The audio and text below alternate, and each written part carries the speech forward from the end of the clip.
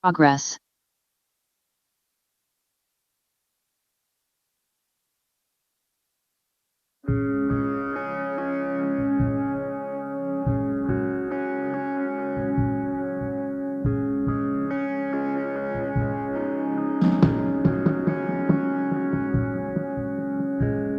You are not a God created by human hands. You are not a God dependent on any mortal man. You are not a God in need of anything we can give by your plan. That's just the way it is.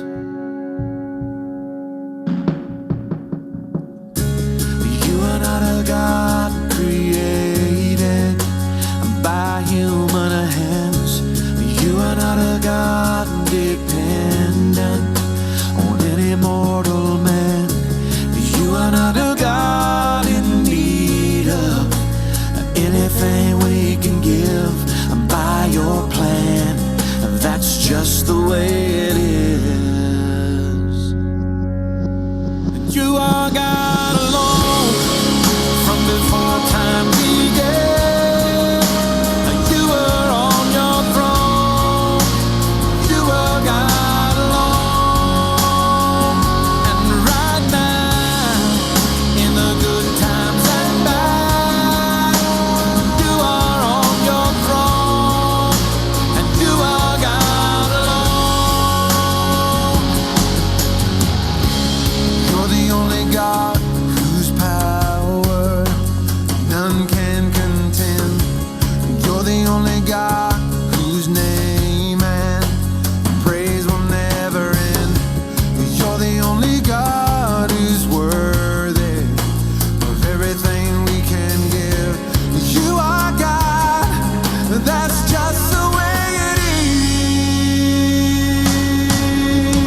You are God alone from before time began.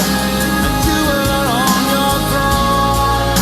And you were God alone.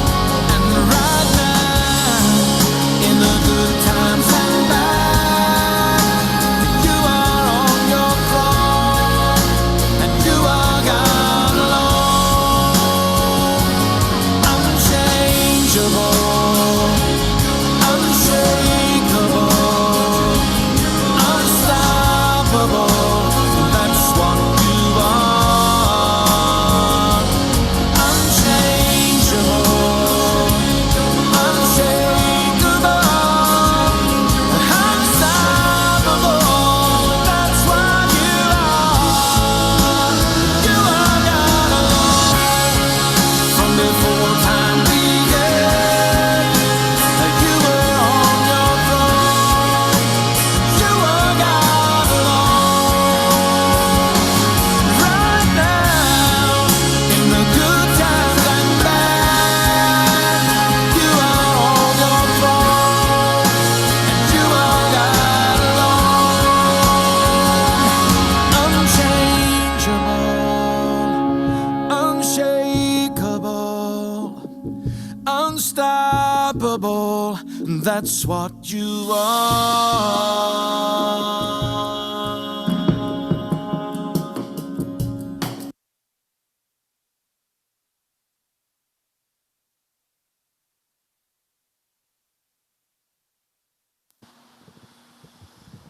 Sige po, so tayo po ay magbukas sa panalangin para pa sa ating pagkisiwala ng ating Sunday School. Let's pray. Father God, nagpapasalamat po kami na ang umagang ito ay para sa inyo at sa inyo lamang. Even though Lord, may mga pagkukulang kami nagawa sa inyo, that dala-dala pa rin namin ang aming sarili, Panginoon. Forgive us, Lord, for all that we have done to you, for this day is a holiday for you, and we fail, Lord, to put you priority in our life, Panginoon. As this began our Sunday School sa umagang ito, bless niyo po nawa ang aming Sunday School and pangunahan niyo po ang aming guro na gagamitin niyo. And may your name be glorified, Lord, sa aming aralin, Panginoon. At nawa ang aralin na ito ay maging hamon sa amin maging kalaguan namin sa pananampalataya at ipaalala sa amin kung sino kayo, Lord, sa buhay ng iyong mga anak, Panginoon, para may tama aming paglakad sa buhay na ito, Panginoon. Maraming salamat po at purihin ka sa kabutihan niyo sa iyong katapatan at kailan po matakila sa umagang ito. Ito lang aming samot dalangin sa pangalan ni Jesus. Amen. So, bigay po natin sa oras na ito sa ating guro.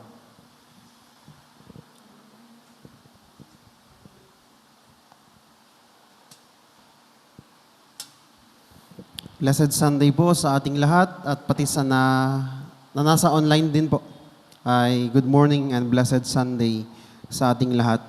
For the month of October ay magsisimula po tayo ng ating panibagong lesson series. Actually, magra-run ito hanggang November.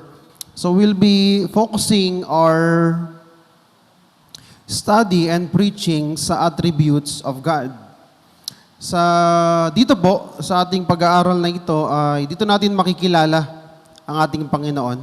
Ano ba yung mga characters and kung paano natin siya ma-describe ay dito natin po mapag-aaralan. Katulad po ng isang relasyon na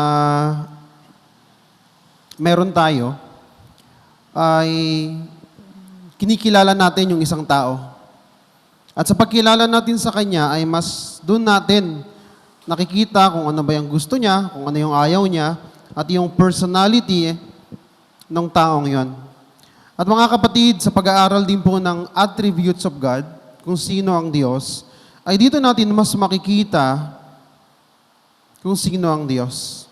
At dyan tayo magkakaroon ng mas makulay na relasyon sa ating triune God o sa ating Diyos. At yung relationship na yan ay malaki ang kinalaman sa pagkakakilala natin sa Diyos. Kaya nga po, dito sa ating pag-aaral, ay magfo-focus tayo kung sino po ba ang ating Panginoon. Unang-una, mahalaga po dito yung right understanding of God. Kailangan nating maintindihan kung sino ba talaga ang Diyos, ano ba siya sa ating buhay, at kung anong meron siya na dapat ay ating tinitignan. So, yung attribute na sinasabi po natin o yung magiging paksa ng ating kabuuan sa ating pong pag-aaral, ito po yung nagde-define at nag-describe kung sino ang Diyos. An attribute define and describe who God is. So dito, pag-aaralan natin God is love, God is sovereign. So lahat ng mga yan ay tinatawag nating attributes o character, definition or description na kung sino ang Diyos. Although, yung character ng Diyos ay incomprehensible according sa Bible, hindi talaga natin siya maiintindihan fully, pero in this teaching, i-explore natin kung ano ba yung mga main characteristics of God that are mentioned sa Biblia. Hindi man natin siya maiintindihan, but at least we understand and we see yung main characteristic ng Diyos at magamit natin ito sa pang-araw-araw nating pamumuhay. Mahalaga kapatid na yung iniisip natin patungkol sa Diyos ay mataas ang ating pagtingin sa Kanya. Kasi bakit? According sa isang kilalang teacher, high views of God lead to high and holy living, worship, evangelism, in service.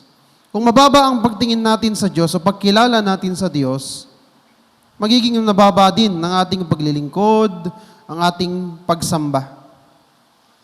At ganun din naman kapag mataas yung ating pagtingin sa Diyos at pagkilala sa Diyos, ay mas magiging mataas yung ating pagsamba at paglilingkod sa Kanya. Dahil mas kilala natin siya. Mas alam natin kung paano siya mabibigyan ng kaburihan.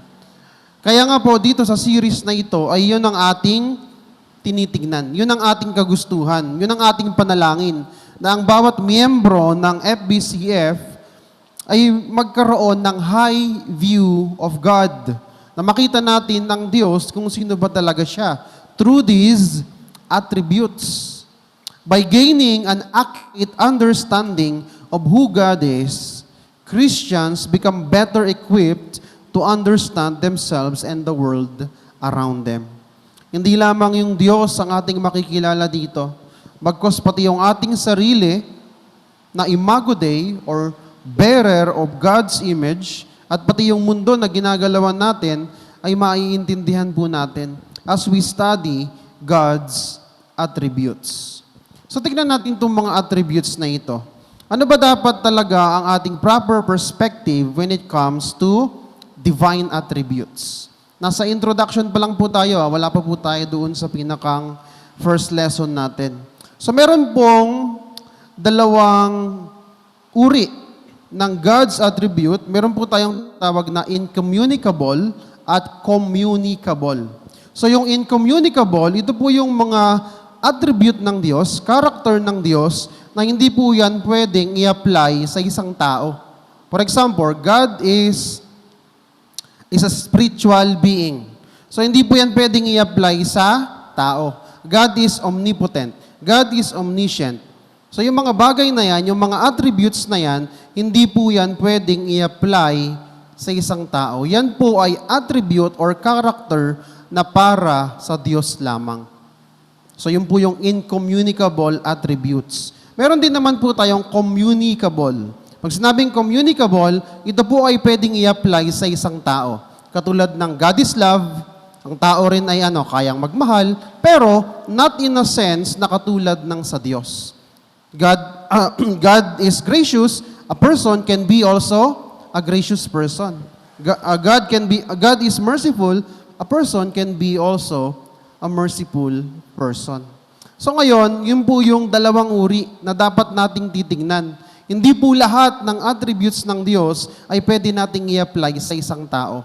There are some na incommunicable and there are some na communicable. Kaya nga po dun sa last lesson natin sa church discipline, yun po yung application ng God's attribute, di ba? Yung holiness, yung mercy, yung grace, saka yung love. Kasi yung holiness ay communicable din po yan. A person can live a holy life. At yan po ang laging sinasabi ng Biblia sa atin, that we can live a holy life by the power of the Holy Spirit and sa tulong niya, nabubuhay tayo ng may kabanalan. Ngayon, wag po nating isipin na independent itong mga attributes na ito o parang magkakahiwalay sila. Hindi po. They are interconnected. Konektado silang lahat. Katulad po nito, ang justice ng Panginoon ay konektado sa kanyang holiness. Ngayon naman, yung righteous wrath o galit ng Diyos ay konektado sa kanyang justice. Yung love ay konektado sa grace, sa mercy, kaya nga po tayo may salvation. So itong mga attributes na ito ay hindi mo pwedeng paghiwa-hiwalin na sa isang oras o sa isang araw, ang Diyos ay mapagmahal lamang. Hindi po. Lahat po yan ay sabay-sabay. Kung sinasabi natin God is eternal, all the attributes are eternal. Kung sinasabi natin na God is immutable, hindi nagbabago, all God's attributes are also immutable. Hindi rin sila nagbabago. Hindi po natin sila pwedeng paghiwa-hiwalin o kumbaga, i-section lang natin na, love lang ito, wala yung connection sa kahit ano pang ibang attributes ng Diyos. Tandaan po natin, they are all interconnected. Kaya nga po yung mercy and grace, parang ang hirap pag-iwalayin. Kasi they are connected. Yun yung basic idea ng salvation natin, yung love, mercy, and grace ng Panginoon. Without these attributes of God, mahirap magkaroon ng tinatawag natin na gift of salvation. Kasi yung mercy, withholding the punishment. Grace is giving what you do not deserve. Yung love is what? Pagmahal. Compassion ng Diyos sa atin ng mga makasalanan. So yun po yung point ng interconnection ng mga divine attributes. Hindi po natin sila pwedeng paghiwa-hiwalayin. And also, ito pong attributes na ito, they are possessed by the three persons. God the Father, God the Son, and God the Holy Spirit. Hindi natin pwedeng sabihin na si Kristo lang o Diyos Ama lang o banal na Espiritu lang ang meron ng mga attributes na ito. But the triune God, the Trinity, they all possess these divine attributes. At hindi po yan pwedeng paghiwa-hiwalayin because they are all connected with each other. And also, hindi lang po yan, itong pag-aaral po natin ng God's attribute ay hindi lang po ito pangkaisipan. Hindi po ito academic. Hindi po tayo nag-aaral dito para pumasa. After po nito ay wala pong quiz, walang exam, walang summative test. Ito po ay isang bagay na kung saan foundational sa atin bilang mga Kristiyano. Ibig sabihin, dito tayo lalago. Dito natin mas makikilala ang Diyos, mas mapagsisilbihan siya ng maayos, at mas magiging kawangis niya. Kasi yun ang ating gusto, diba? To become like Christ or to become like God. Pero not in a sense na tayo ang magiging Diyos ng ating buhay. Pero yung communicable attributes niya ay magaya natin sa ating pang-araw-araw na pamumuhay. Kaya mga kapatid, as we start ito pong lesson ng attributes of God, wag po nating isipin ito na exercise of the mind lang. Para lang tayo ay may maituro o para lang tayo every Sunday, 9 p.m. nandito tayo. Hindi po yan ganyan.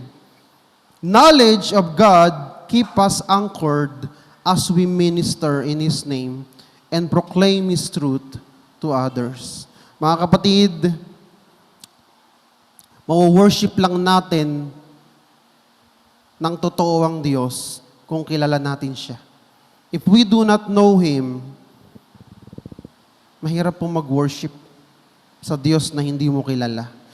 At sana, sa pag-aaral po natin ng God's attributes, characters, kung ano man po ang tawag dito, ay patuloy nating makilala ang Diyos. Mas makilala pa, at nawa ito ay magsilbing driving force natin para mas mahalin, pagsilbihan ang ating Panginoon. So, ang lesson number 1 po, we will be talking about the sovereignty of God. Alam niyo po, itong sovereignty of God, kahit saan po tayo bumuklat sa Biblia, ay meron po ito. Makikita po ito.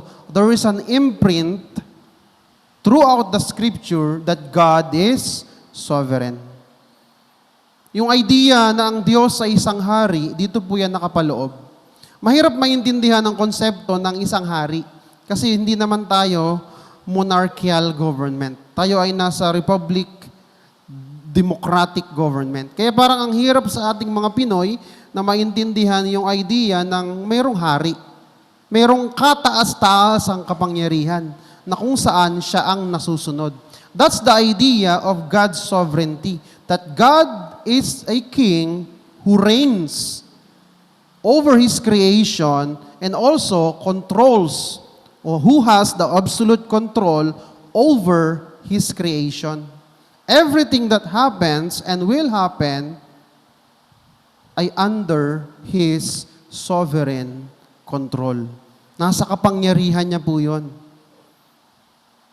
Kaya nga po sabi dito, yung kanyang sovereignty, it transcends space and time. Ibig sabihin, hindi lamang space and time ang control ng Diyos, kundi beyond the space and time, beyond the eternity past, control niya po yan. Mamaya makikita natin kung ano po yung mga domains o yung mga authorities o territories na kung saan ang Diyos ay sovereign. So ito pong teaching natin na ito ay meron pong 4 na objectives. Una, to explain the foundational importance of God's sovereignty. Hindi natin makikita gaano ba kahalaga na maintindihan natin na ang Diyos ay sovereign. Siya ang nagahari. Siya ang mayroong kapangyarihan at kataas-taas ang kapangyarihan sa lahat. To demonstrate, also number 2, to demonstrate the extent of God's sovereignty which stretches through space and time. Lagpas sa space and time, sovereign ng Diyos. Kasi bakit? Ang Diyos po natin is outside space and time. Hindi po siya, kumbaga katulad natin ng mga tao na we are bound by space and time. Pag po tayo po ay may katapusan, may simula at may katapusan. Ang ating Diyos ay walang katapusan, walang simula, walang katapusan. Dahil siya ang simula at siya rin ang katapusan. Kaya nga po sinasabi diyan, yung God's sovereignty, yung kanyang pagiging makapangyarihan, yung kanyang pamumuno, ay lumalagpas, it stretches through space and time. Ikatlo na objective po natin is to instill awe, paggalang, pagsamba sa Diyos in the face of God's limitless power. Ito pong sovereignty ng Diyos, it also entails limitless power. Kaya nga po kataas-taas ang kapangyarihan na meron tayo ay ang ating Diyos. And to show how God's sovereignty ought to provide comfort to those facing adversity. Mga kapatid, itong God's sovereignty ang sagot sa lahat ng ating pagkabagabag. Kung nahihirapan tayo sa buhay, meron tayong problemang pinagdaraanan, alalahanin nyo that God is the King. God is in control. He is sovereign. Kahit sobrang gulo pa na nangyayari sa buhay nyo, He is in control. Yun po ang palagi nyong tatandaan. And in the face of adversity, napakagandang gamot na naiintindihan natin na ang Diyos ang naghahari pa rin. At siya pa rin nagkokontrol ng mga bagay na nangyayari sa ating buhay. Meron po ako ditong statement. Hindi ko na po kayo tatanungin kung kayo ay naniniwala dito. Kasi all Christians should believe in this statement. Anong sabi po dyan? God hath decreed in Himself from all eternity by the most wise and holy counsel of His own will, freely and unchangeably, all things whatsoever comes to pass. Ibig sabihin, lahat ng mangyayari, simply, ganito pong ibig sabihin ng binasa ko, simply, lahat ng mangyayari, yan po ay kalooban na ng Diyos. Noon pa man, dinikri na niya yan. Dineklara na niya, permissibly, by His most and holy counsel of His own will. Ibig sabihin, yung mga nangyayari sa ating buhay, kalooban po yan ng Diyos. At yan ay kontrolado niya. Because He is a sovereign God who reigns over all. Pero mga kapatid, bago ko simulan yung outline, ang number one question talaga dito is, Diyos ba talaga ang naghahari sa ating buhay? O baka minsan, sarili natin ang naghahari. Baka gusto nating minsan na tignan tayo as sovereign person of our lives, o persons of our life, o people of our life. Pero hindi, mga kapatid. Ang pinag-aaralan natin is God's sovereignty. Siya lamang. Siya lamang ang mataas. Siya lamang ang may control dapat sa ating mga buhay. Papangunahan ko na kayo, nakakapagod na kontrolin ang sariling buhay. Naranasan ko na yan dati. I'm controlling my life, hindi ako nagpapakontrol sa Diyos, hindi ako nagpapasakop sa Kanyang sovereignty. Mahirap. So let's start po, pag-aralan natin itong sovereignty ng Panginoon. The first point is, God's sovereignty refers to His right to rule, govern, and preside over all things.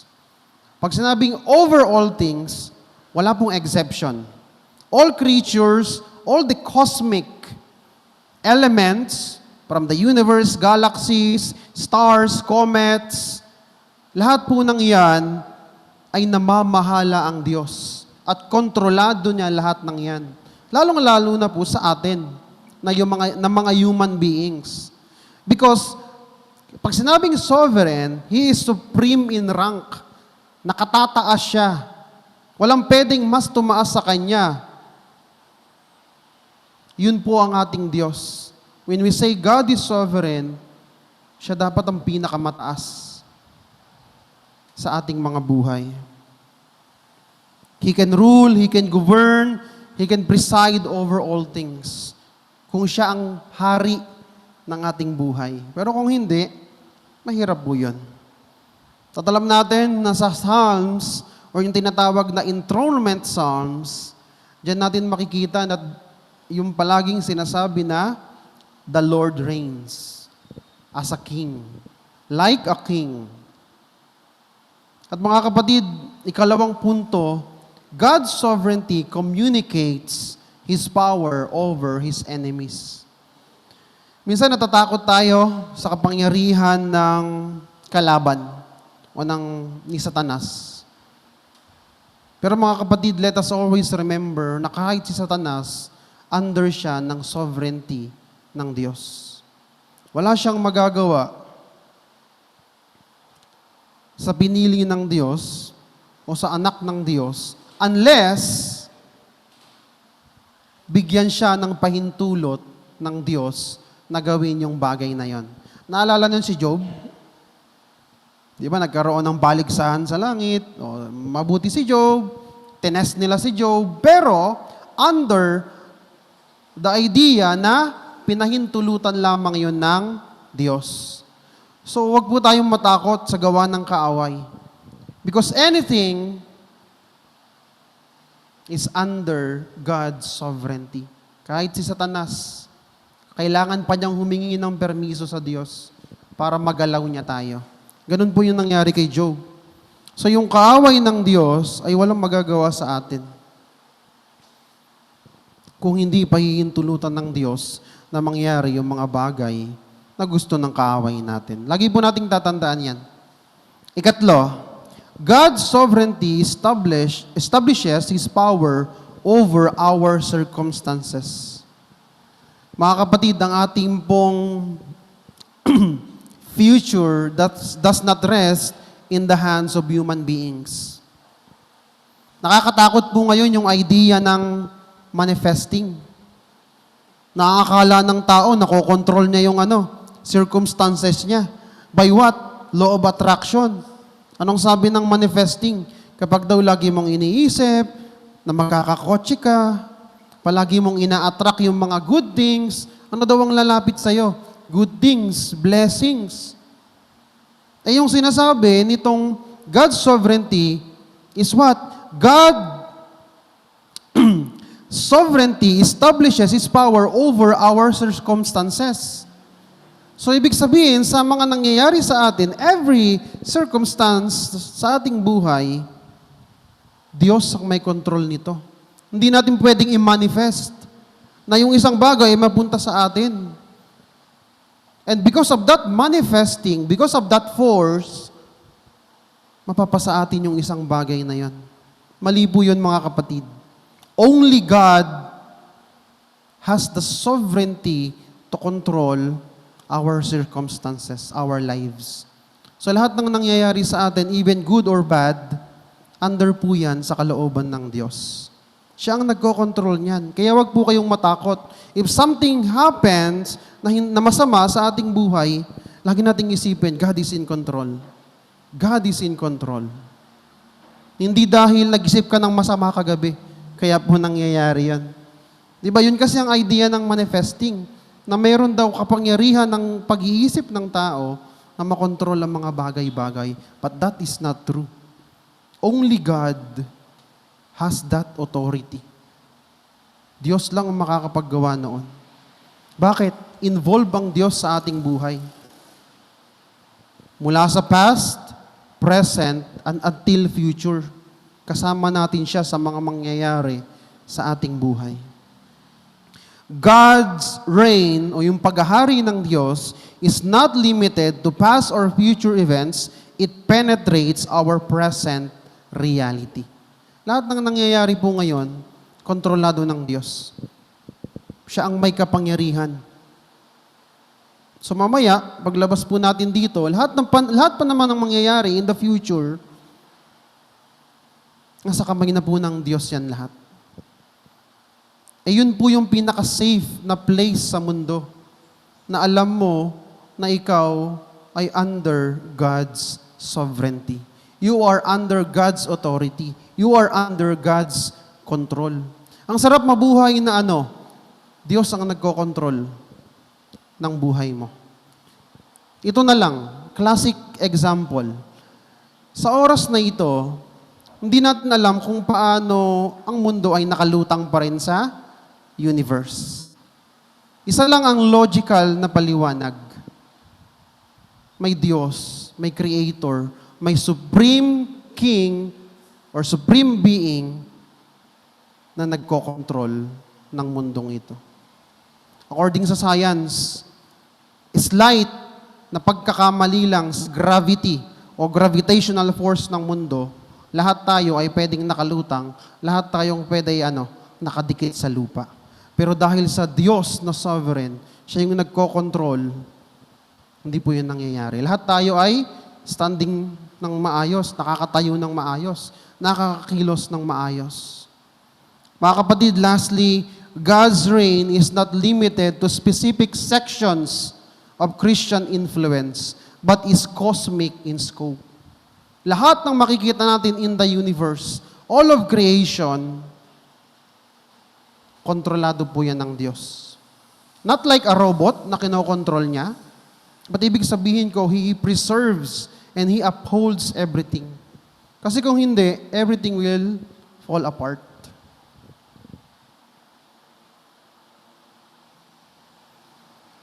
Bakit tayo binabagyo? That's all under God's control. Cosmic. It talks about of the universe and creation. Nakakalungkot lang, di ba? Minsan maririnig natin na, ay, pagka binagyo, kapag nilindol, ayan na, pinaparusahan na tayo ng Mother Nature. Pero we don't understand the idea behind na hindi. Everything na meron tayo, the earthquake, the typhoons, lahat ng yan is under God's control. Yun yung cosmic scope, cosmic in scope. Lahat ng meron tayo sa universe and all creation, lahat ng yan, kontrolado ng Diyos. So even the typhoons, o bakit lumihis sa Rizal lang, bakit lumihis sa Cavite yung bagyong Paulo? Because of God's control.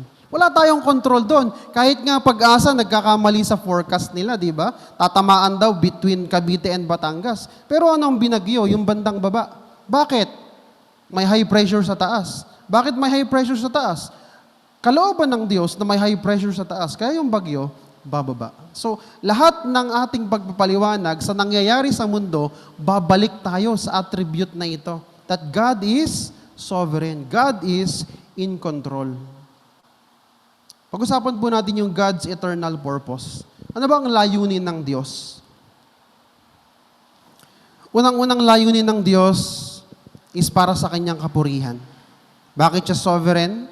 Bakit kailangan niya ng absolute authority and control over all things? For His glory, mga kapatid. God's sovereign rule extends back to eternity. Wala pa ang lahat. Before the foundation of the world, wala pa ang creation. Alam na ng Diyos ang kanyang layunin. At wala pong kahit sinong makakabali ng kanyang kalooban. So everything that happens right now is part ng kalooban at ng plano at ng layunin ng Diyos sa ating buhay. It's either bad or good, part po yan ng kanyang plano. Basahin po natin yung Ephesians 1:11. Sinasabi po dyan, in Him we have obtained an inheritance. Ito po yung salvation na meron tayo. Yung inheritance po dyan is the salvation na meron tayo. Having been predestined according to the purpose of Him who works all things according to the counsel of His will. Before the foundation of the world, we are predestined to be His people and to be saved. Yun po ang sinasabi dyan. Ephesians 1:11 articulates God's eternal sovereignty in salvation. Ang ating pong salvation ay nakaangkla sa kalooban ng Diyos. Hindi po yan dahil sa ating gawa, dahil sa ating naging desisyon na pagkilala sa Diyos, pagpananampalataya sa Diyos. Hindi. Yung ating pong salvation is anchored sa kalooban ng Diyos o dun sa kanyang God's eternal purpose na tayo po ay iligtas. Katulad ng sinasabi sa Ephesians 1:11, in Him we have obtained an inheritance. Inheritance, that's salvation. Having been predestined, So bago pa man mangyari ang lahat, bago pa magsimula, wala pa po ang creation o kahit anong bagay sa mundo, Diyos pa lang ang narito, according to His, to the purpose of Him who works all things according to the counsel of His will. Yung salvation natin, kalooban po yan ng Diyos. Never po sa atin na meron tayong, kumbaga, ambag doon sa salvation na meron tayo. It's all God's eternal purpose to save us. Ang sabi po dyan, the counsel of God refers to the inter-Trinitarian deliberation that preceded the creation of the universe. Yun po yung sinasabi ko kanina, bago pa man magsimula ang lahat ng bagay, meron na pong tinakdang pangyayari ang Diyos. At yun po yung kalooban niya. That's how He reigns. That's how He rules. Doon natin makikita yung pagiging sovereign niya. Wala pa man tayo, ay alam na ng Diyos ang kanyang layunin at ang kanyang kalooban. Ito pong predestination, maraming hindi naniniwala dito. Pero mga kapatid, this predestination guarantees that His sovereign will, yung kalooban ng Diyos, ay mangyayari. Kasi hindi yan nakabase sa kilos mo. Hindi pwedeng magbabase ang Diyos sa kilos ng isang tao. Kasi ang tao ay mutable. Nagpapabago-bago yan ng isip. Pero ang Diyos immutable. So in this act of predestination, guaranteed na kung ligtas ka, kung may salvation ka, hindi nawawala ang salvation. Hindi nawawala yan.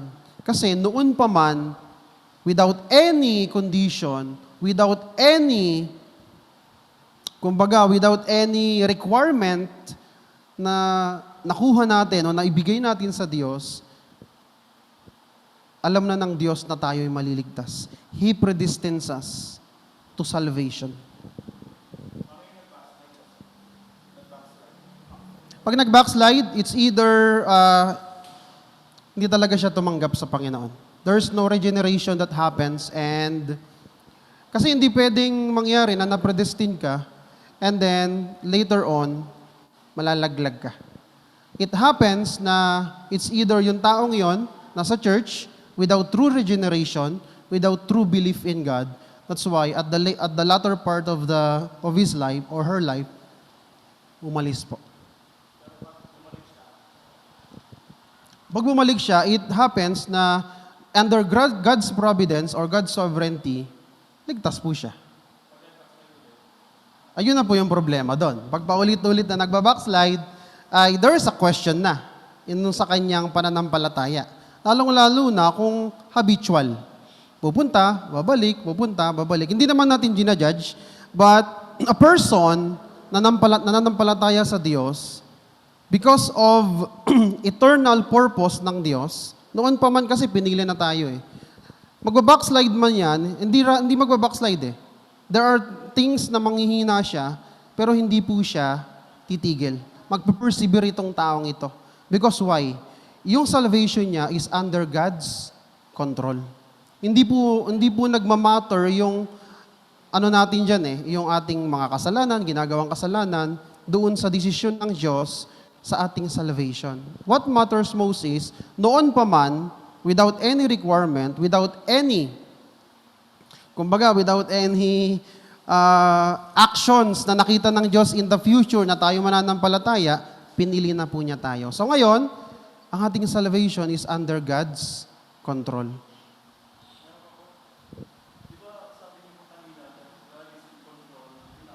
Apa.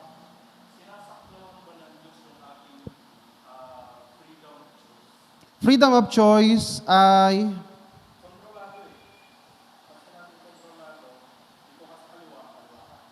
hindi po.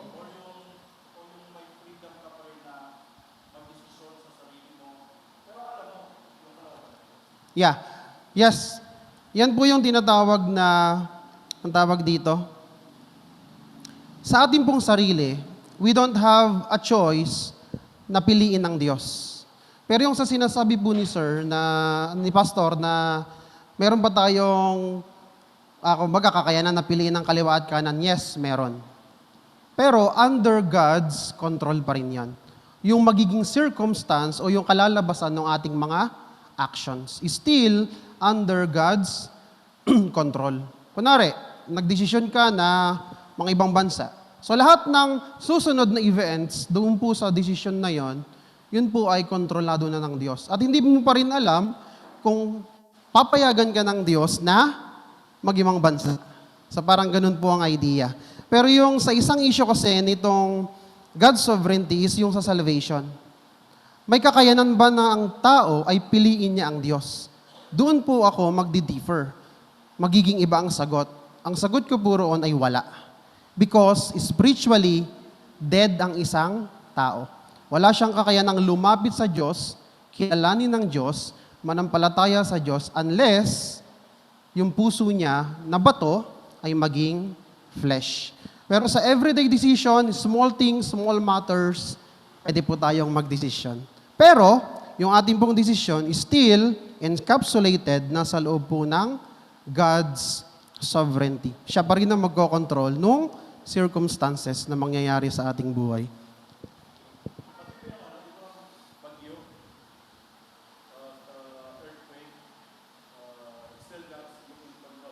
Yes, opo.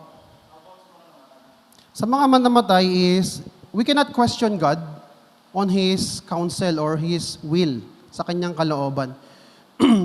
So yung mga namatay, parang katulad lang din yan na mga matay in natural death. Kunwari, namatay ng may sakit. The question is, bakit nagkasakit? Bakit namatay? Babalik pa rin tayo na ang lahat ng bagay, ang buhay po natin na hiram, first and foremost, hiram ang ating buhay. Wala tayong pagmamayari. Kahit anong meron tayo, hindi po yan natin pagmamayari. So a sovereign God, just lamang o fair lamang na yung buhay natin ay kunin niya in His own time. So yung mga namatay po, ang sagot ko po roon is, that's part of God's plan. Pero, it entails yung, sinasabi ngang permissive will ng ating Panginoon. Pinahintulutan niya mangyari yon because of a greater purpose and for His own glory. So yun po. Ay. So yun po, ngayon po ay last part na po ito. Salamat po sa tanong, Pastor. So domains of divine sovereignty. Na actually natanong na ni Pastor yung mga pag-uusapan natin. So God's sovereignty governs creation. Katulad po ng sinabi niya, bagyo, earthquake, lahat ng yan, all of creation, pati yung mga comets, stars, galaxies, kontrolado po yan ng Diyos. Hindi po yan pwedeng, parang nabitawan ng Diyos yung isang bulalakaw, kaya tumama sa isang bulalakaw, kaya nagkaroon ng atmospheric or cosmic explosion sa mundo. Hindi po yun ganon. Everything that exists has God as its source. For from Him, mula sa Kanya, sa pamamagitan niya at para sa Kanya. Everything na mayroon tayo sa creation ay kontrolado po ng Diyos. All things belong to God and exist for His glory. Kahit po ang buhay natin, sa Kanya ito. At para po ito sa Kanyang kapurihan. Kaya nga po, sa ating buhay Kristiyano, binibigyan natin o pinipilit natin na mamuhay bilang isang kawangis ng ating Panginoong Jesucristo. To give Him glory. Plants, creatures, and the forces of nature, yun yung sinasabi ni Pastor. Forces of nature, yung earthquake, lahat, hurricanes, tornadoes, are under God's complete control. Psalm 33 verses 6 to 9. By the word of the Lord, the heavens were made, and by the breath of His mouth, all their hosts. So lahat, everything sa heaven, yung mga stars, lahat ng yan nabuo sa pamamagitan ng salita ng Diyos. He gathers the waters of the sea as a heap, and He puts the deep in storehouses. Let all the earth fear the Lord, let all the inhabitants of the world stand in awe of Him. For He spoke, and it came to be, He commanded, and it stood firm. Diyan po natin makikita na all of creation are under God's sovereign control. So wala po dapat tayong ikatakot, mga kapatid. Kaya nga minsan, pag may bagyo, nagpe-pray tayo, di ba? That's how we depend on the sovereignty of God. Lord, sana lumis yung bagyo. Yun nga lang, pag-list natin, yung iba naman ang tinatamaan. Pero still, that's, katulad ng sagot ko, yun po ang kalooban ng Diyos. Kung lumis natin ang bagyo, nasa Cebu man yung earthquake, kalooban po yun ng Panginoon. God's sovereignty governs history and providence. Lahat ng nangyari sa history, kasama po yan sa control ng Diyos. Hindi po natin pwedeng sabihin na parang nakatulog ang Diyos, tapos paggising niya, si Hitler, pinagpapatay na ang mga Jewish. O kumbaga, may nangyari na sa history na hindi niya kontrolado. No. Kahit po yung gera ng Ukraine, tama Ukraine and Russia, under God's control po yan. Kahit yung away natin sa West Philippine Sea, under God's control yan. All of history, nangyari simula pa nung sa panahon nila Moses hanggang kila David at dumaan ng mga iba pang tao na kilala sa history, lahat po yan is under God's control. At kung babasahin po natin ng Bible, yung mga kingdoms, actually Diyos ang nagpapabagsak at nagpapatayo eh. The rise and fall of kingdoms, the Persian Empire, yung mga yan, Roman Empire, Diyos lang naman ang nagpapatayo at nagpapabagsak sa kanila. So kitang-kita po natin dyan na yung pagiging nakapangyarihan ng Diyos o siya yung sovereign sa history ay nasa Biblia at makatotohanan po. At ito po ay biblical. Psalm 33 verses 10 to 11, the Lord brings the counsel of the nations to nothing. So hindi magpa-prosper kung hindi niya kalooban. He frustrate the plans of peoples. Kung may plano ka, hindi nangyayari, ibig sabihin, hindi po yan kalooban ng Panginoon. Kasi nga, yung mga decision mo at mga bagay na pagdidesisyonan mo in the future is still under God's control. Pero yun, hindi ka robot na kinokontrol ng ating Panginoon. So the counsel of the Lord stands forever, the plans of His heart to all generations. Kung ano yung kalooban niya, yung counsel of the Lord stands forever. Meron man tayong sariling adikain, meron man tayong sariling kagustuhan, still, because God is sovereign, yun pa rin na nangyayari, yung kanyang kalooban. Sabi dyan, in all circumstances, God is at work for the glory of His name and the good of His people. Para sa kapurihan ng Diyos at para sa kabutihan ng kanyang mga tao. Mga anak, sabihin po natin. So lastly, God's sovereignty governs salvation. Mga kapatid, yung salvation natin, katulad nga ng sinabi ko, bago pa man magsimula ang lahat ng creation, alam na ng Diyos na ang ating kaligtasan, na tayo ay maliligtas.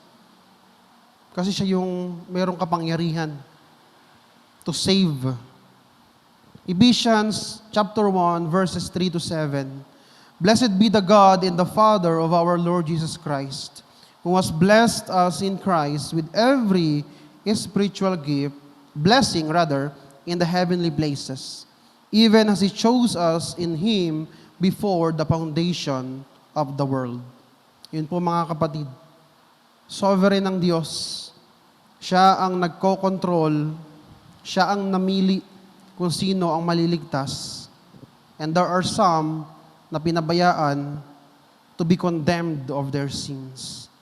God's choice of His elect was made by Himself and for His glory. Marami pong aayaw sa doctrine of election. Pero sa doctrine of election, dyan natin makikita na buhay na buhay yung God's sovereignty and salvation. Na ang Diyos, kontrolado niya yung salvation na meron. Katulad po ng tanong ko kanina, tapos na po ang ating lesson. Ang dami kong sinabi, pero still, dito lang po ako magtatapos. Sino ang sovereign? Sino ang nagko-control? Sino ang nasusunod sa ating buhay, mga kapatid? Kung alam natin na ang Diyos ay may control, may authority, may kapangyarihan sa lahat ng bagay, marapat lamang siguro po na ang ating buhay ay ipaisa ilalim natin sa control ng Diyos. Yun po ang prayer ko sa lesson na ito. Na hindi lamang natin malaman na, oo, ang Diyos ay nagko-control, siya ay may authority sa lahat ng bagay, pero yung buhay natin dapat yun ang unang-unang magkaroon ng kontrol ng Diyos. Bilang mga Kristiyano, yun po dapat ang unang-una natin tinitignan. Na ang ating buhay ay kontrolado ng isang makapangyarihang Diyos. A sovereign God that controls yung ating lahat ng desisyon, lahat ng ating kagustuhan, lahat ng ating layunin. At masarap po yun bilang mga Kristiyano na alam natin na mayroong Diyos. At itong Diyos na ito, everything that happens is under His control. It gives us hope and peace. Nakakatulog po tayo ng mahimbing sa gabi. Kung alam natin na sa paggising natin at habang tayo ay mahimbing natutulog, ay kontrolado ng Diyos ang lahat ng bagay. Mga kapatid, katulad po ng na-discover ko, ang sovereignty ng Diyos ay para pong malambot na unan na kung saan ay magpapatulog sa atin sa mga gabi na tayo po ay binabagyo. Yun po yung panghawakan natin. Kahit pa gaano kasama ang nangyayari sa mundo, kahit ang ating government ay palala ng palala, kahit na ang daming sakuna, kahit na ang daming mga bansa na nagigera, kahit na sa ating bayan ay punong-puno ng korupsyon, mga kapatid, meron pa rin tayong Diyos na sovereign. Nagahari pa rin siya. Siya pa rin yung nasa trono. At mga kapatid, wag po tayo mabagabag. Ang Diyos ang ating pag-asa. Once again, God is sovereign. Sa Kanya po tayo umasa. Manalangin po tayo. Aming Ama, maraming salamat. Salamat sapagkat nakilala ka namin ngayon. Hindi man namin ito fully maintindihan o maintindihan ng kalubos-lubusan, kabuuan. Pero salamat sapagkat alam namin na Ikaw ang You have the absolute control sa lahat ng nangyayari. Sa history, sa aming buhay, kahit sa galaxies, sa universe, Ikaw ang nagkokontrol ng lahat ng ito. At salamat sapagkat alam po namin ang bagay na yun. At dahil dyan, Panginoon, by the work of, through the work of the Holy Spirit, nawa, magpakontrol din kami sa iyo, Panginoon. Ikaw ang maging sovereign Lord ng aming buhay. Sovereign God ng aming bawat hakbang sa buhay na ito. Ito po ang aming samot dalangin sa tanging pangalan na aming Panginoong Jesus. Amen.